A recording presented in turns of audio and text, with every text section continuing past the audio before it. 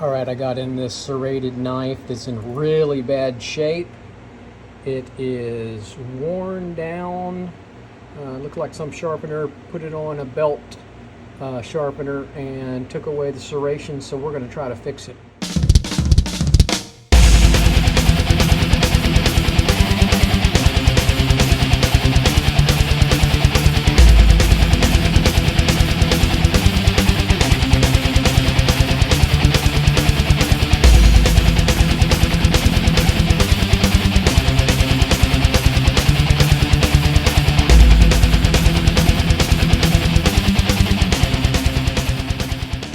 Now I removed the burr with my Scotch-Brite wheel.